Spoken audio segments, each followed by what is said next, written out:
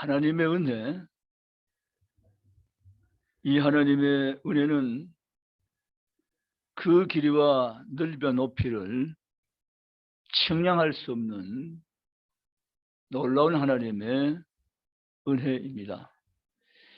기독교인이 되면 그 입술에 가장 많이 떠올려 사용한 단어가 은혜이지만 정작 그 은혜라는 단어를 한마디로 정의를 하기는 상당히 어려운 정말 크고 놀라운 것이 하나님의 은혜라는 사실입니다.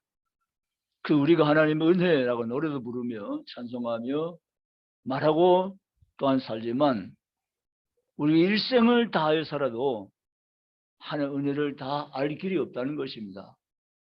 하나님의 은혜, 이 은혜야말로 정말 신비롭고 놀랍고 엄청나며 큰 것이 하나님의 은혜라는 사실입니다. 오늘 우리는 이 밤에 하나님의 은혜 다시 한 번 더 생각해 보고 싶은 것입니다. 하나님의 은혜. 은혜란 무엇인가? 사전적인 의미 보면 은혜는 값없이 받는 선물이지만 그러나 우리가 하나님 은혜라고 생각할 때 하나님의 은혜는 하나님이 어떤 분인가를 우리가 먼저 알지 않고는 하나님 은혜를 알 수가 없는 것입니다. 우리가 믿는 하나님은 은혜의 하나님이십니다. 하나님 주시는 어떤 방편이 은혜라기보다는 그 은혜를 주시는 그분 자체가 은혜 하나님이십니다. 은혜의 기원이, 근원이, 원천이 하나님이시다. 우리가 믿고 찬양하며 높이는 하나님, 경외하는 그 하나님은 은혜의 하나님이십니다라는 것입니다. 여러분, 그 은혜 하나님을 만났습니까? 그 은혜 하나님과 함께 살고 있습니까? 그 은혜 하나님 안에서 복된 생활을 누리고 계십니까? 그 은혜 하나님이 오늘도 여전히 내 가까이 계시며 나와 함께 계시며 영원히 나를 떠나지 않고 나와 동행하시는 하나님 되심을 믿고 나아가시기를 원합니다. 여러분, 오늘 이 사도 바울이 본문 속에서 우리의 주고자 원하는 세 가지의 메시지가 나타납니다. 은혜라고 할 때 하나님 어떤 방편의 은혜를 우리에게 주시는가?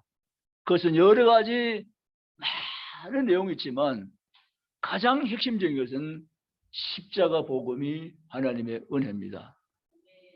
하나님은 우리를 영원한 멸망에서 구원해 주시기로 계획하시고 십자가 복음의 엄청난 은혜를 오늘 우리에게 주신 것을 믿으시기 원합니다. 사실 사도 바울은 십자가 은혜를 모르는 사람이었습니다. 오히려 십자가의 반대편에 서서 살았던 사람입니다.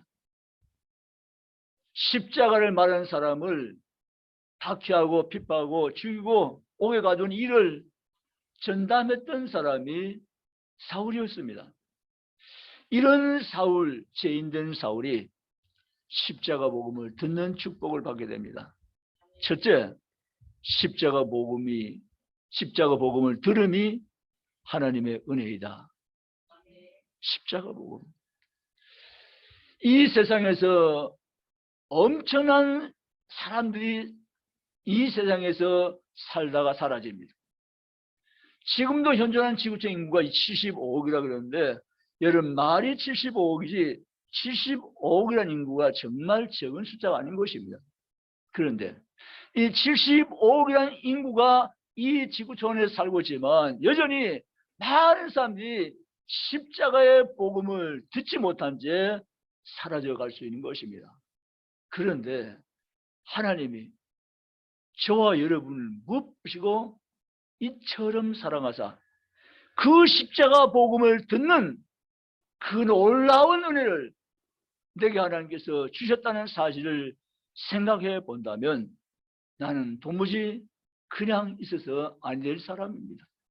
주님, 내가 무엇이 간데 내가 누구가 한데 내게 십자가 복음을 듣는 이 엄청난 축복을 하나님 내게 손에 쥐어 주셨습니까? 라고 그 주님 앞에 고백하면서 십자가 복음 들음이 하나님의 은혜라는 사실을 믿고 나가시기를 주의 이름으로 축복합니다. 두 번째, 십자가 복음을 믿음이 하나님의 은혜입니다. 따라 십자가 복음을 믿음이 하나님의 은혜입니다. 아멘. 십자가 복음을 믿음이 하나님의 은혜입니다. 바울은 십자가를 잘 몰랐습니다. 그런 바울이 성령 받고 십자가 복음이라는 사실을 그가 알기 시작합니다. 그리고 십자가 나의 모든 죄를 다 사함받게 한 능력의 십자가임을 깨닫게 됩니다.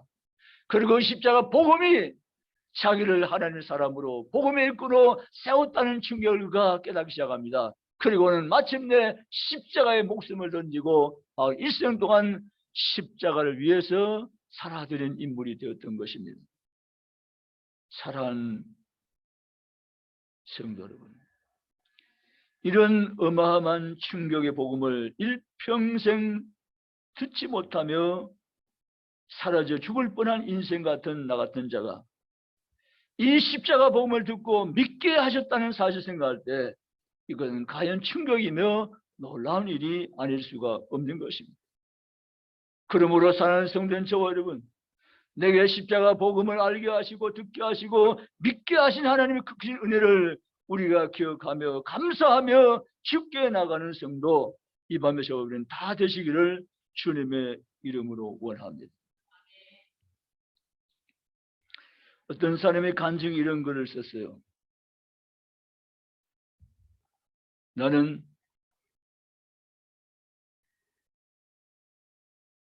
내 의지와는 상관없이 예수 그리스도를 전혀 알지 못하는 유교적 집안에 태어났다. 사실 자기 의지를 가지고 의지대로 태어난 거 아니잖아요. 부모를 자기 선택할 수 있는 것도 아니고 그것이 바로 우리의 출발점인 것입니다. 그런 가운데 나는 30세 가까이 되어서 복음을 듣는 기회가 생겼다. 정말 나는 인생의 가장 좋은 시기를 경험하는 그때 복음 들은 것은 내게 주신 놀라운 기적 같은 사건이었다. 내게 그 복음은 가히 충격적이었다. 모든 사람은 죄인이고 그 죄값으로 지옥 형벌에 떨어진다는 사실이다. 인간 스스로는 그 해결 문제를 전혀 가질 수 없는 인생임이 분명한데 그 해결점으로 하나님은 예수 그리스도의 십자가를 우리를 위해서 주었다는 사건이다. 난 그 충격적인 사건을 접하고 내가 얼마나 무서운 죄인인가를 비로소 알게 되었다. 나는 내 죄값으로 이미 사형 선고를 받은 자였음이 내게는 가히 충격적이었다. 그런데 이미 죄 때문에 사형 선고를 받은 나에게 십자가라는 놀라운 구원의 복음이 듣게 된 것이다. 나는 복음을 듣고 그 십자가 앞에 나아갔다. 나는 내 죄가 놀라운 사실을 충격적으로 알고는 그 십자가 앞에서 울고 또 울며 밤을 지새웠다. 그리고 마침내 그 십자가의 빛이 내게 비춰오므로 나는 구원받음이 확인되어졌다. 십자가의 그 놀라운 복음, 가히 내 인생 가장 충격적인 사실이었고 사건이 아닐 수 없다. 그날 이후로 나는 예수 그리스도를 믿는 그리스도인이 비로소 된 것이다. 지금까지 내 인생에 살면서 가장 충격적인 사건은 십자가 사건이 아닐 수 없다. 나는 그날 이후로 오직 사도 바울 같이 십자가만 알기로 작정했다라는 간증입니다. 사랑하는 성도 여러분, 여러분은 어떻습니까? 우리는 어떻습니까? 이 간증의 주인공처럼 저와 여러분 동일하게 우리 모두가 죄인입니다. 우리의 죄는 그 어떤 것으로도 해결할 수 없는 무서운 형벌을 받을 수밖에 없는 죄인입니다. 무심한 죄 때문에 도무지 내 힘을 해결할 수 없어가지고 그 죄의 짐을 지고 인생을 살다가 그 죄의 짐의 무게를 감당할 수 없는 그 무게를 가지고 인생을 방황하다가 마침내는 그 십자가의 복음을 듣지 못하면 죄의 심판을 받은 영원한 지옥 형벌에 불타는 못에 우리는 떨어질 수밖에 없는 그런 인생이란 것을 우리는 잘 알고 있는 것입니다. 사랑하는 성도 여러분, 십자가 복음의 믿음이 하나님의 은혜입니다. 아멘이시죠? 그 십자가가 나를 구원한 십자가입니다. 그 십자가가 내 모든 죄를 사함받게 한 십자가입니다. 그 십자가가 나를 하나님의 자녀로, 하나님의 백성으로, 천국의 백성으로 살아가지고 새로운 삶을 우리에게 열어준 놀라운 십자가임을 성경대로 믿으시기를 주님의 이름으로 축복합니다. 그런데 그분이 이런 간증을 남겼어요. 나는 모태 신앙으로 태어난 사람들 보면 그 사람들에게서는 존재적으로 존경해 왔다. 어떻게 모태 신앙에서 태어날 수 있다는 말인가? 나는 30세 가까이 되어서야 예수 그리스도를 영접할 수 있었다. 그러나 모태 신앙으로 태어난 이들을 보면 그들은 정말 존재 자체가 존경스러운 사람들이 아닐 수 없다. 어떻게 그들은 태어날 때부터 예수를 믿는 집에서 태어날 수 있었단 말인가라고 그는 이야기합니다. 그러면서 자신이 예수 그리스도를 믿어 구원받고 자신의 집을 통해서 자신을 통해서 태어날 제2세대를 꿈꾸면서 내가 생태적으로 모태 신앙으로 살아가는 예수를 믿는 가정에서 태어난 사람이 그 존재 자체적 존경스러운 이 존경을 내 자녀도 받게 해주자는 꿈을 나는 지금 꿈꾸고 있다라고 간증한 것입니다. 사랑하는 성도, 저는 그 글을 읽으면서 저도 해결을 많이 했어요. 저는 모태신앙이거든요. 그런데 내가 모태신앙 된 것 때문에 이분처럼 간증하거나 이분처럼 감격하거나 이분처럼 하나님의 영광을 돌리는 사실이 없거든요. 그냥 어쩌면 모태신앙이 자연스럽게 된 것이고 태어나 보니까 엄마 아빠가 예수 믿었고 태어나 보니까 그냥 예수 믿는 집안에서 자연스럽게 하나님 아버지 예수님 그러면서 살아왔고 지금까지 여기까지 사라지게 된 거예요. 이분의 간증처럼 모태 집안에서 자연스럽게 하나님을 모시고 섬겨 사는 그 사람은 그 존재 자체로 존경스럽다는 것입니다. 그런데 나는 그러한 감격을 가지지 못하면서 살아왔다는 사실 때문에 저는 회개한 거예요. 여러분 혹시 우리 가운데 모태신앙 계십니까? 이분의 말처럼 여러분은 그 존재 자체로 존경스러움의 대상입니다. 어떻게 생각 모태신앙을 가지고 이 세상에 살아왔는가 하는 문제입니다. 하나님께 준 남다른 정말 이 축복의 은혜를 내가 경험하면서 여기까지 살아왔다는 사실인 것입니다. 주님의 놀라운 은혜 앞에 감격하며 감사하며 나가시기를 주님을 축원합니다. 그리고 엄마 아빠가 예수 믿는데 여기 태어난 자는 모태신앙을 가지고 자라간 자들입니다. 이들이 하나님의 구원의 감격을 회복하셔야 됩니다. 아멘. 사도 바울은 그런 사람이 아니었어요. 디모데는 그런 사람이었어요. 사도 바울은 복음을 들음이 십자가 복음 들음이 하나님 은혜라는 사실이 충격이었어요. 바울은 그 십자가 복음을 들을 뿐 아니라 듣고 믿고 깨달은 것입니다. 아멘. 사단은 복음을 듣지 못하게 합니다. 복음을 깨닫지 못하게 합니다. 그러나 오늘 이 사단의 영역이 우리의 주변에 진을 치고 있지만 우리가 사단을 이길 수 있는 방법이 있습니다. 오직 예수님의 건세입니다. 아멘. 사단은 내하고 사단을 싸우면 나는 백전백패입니다. 그러나 예수 이름을 가지고 내가 사단을 싸우면 백전백승입니다. 아멘. 그렇습니다.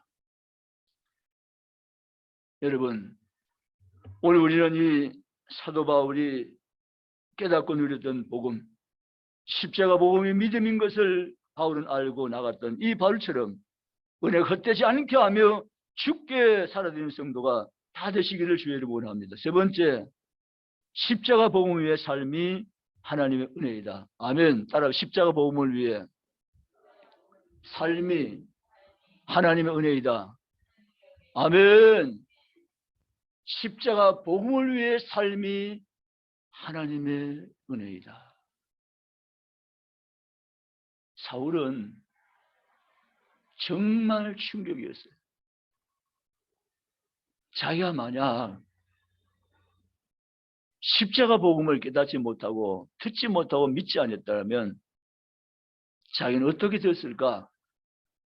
생각조차도 할 수 없는 끔찍한 일인 것입니다.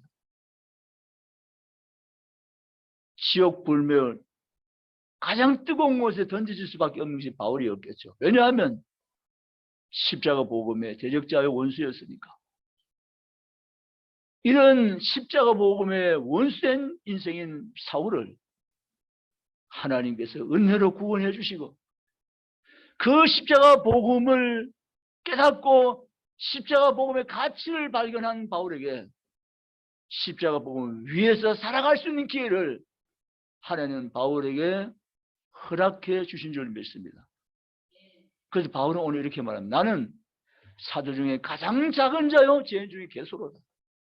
이런 나에게 하나님은 은혜를 입혀 주어서 나이 나 된 것이 아니라 은혜로 된 것이니 이제는 내가 모든 사도보다 더 많이 수고하는 것을 아까워하지 않고 십자가 복음 위에서 삶을 살아가리라. 이것이 십자가 복음을 제대로 아는 사람의 삶의 형태인 것입니다. 오늘 교회를 많은 사람이 다닙니다. 한국에 800만 그리스도인들이 있습니다. 많은 사람이 주일이면 교회를 출입합니다. 그런데 문제는 십자가 복음을 위해 사는 삶인 사람은 그 가운데 몇 퍼센트가 되는 것이 문제인 것입니다. 여러분, 왜 그러면 이 십자가 복음 위에서 삶을 살아갈 수 없을까? 그 이유는 바로 십자가 복음을 제대로 깨닫고 있지 못하기 때문에 그럴 수 있다는 것입니다. 십자가 복음. 바울이 깨달은 십자가 복음, 이 십자가 복음을 바르게 깨닫고 알며 우리의 십자가 이 복음을 가지고 주님의 남은 생애를 십자가 복음 위해서 삶을 살아갈 수 있는 성도로 새로운 삶을 살아가는 모든 그리스도인 저여러분이 다 되시기를 주님의 이름으로 원합니다. 우리가 세상을 볼 때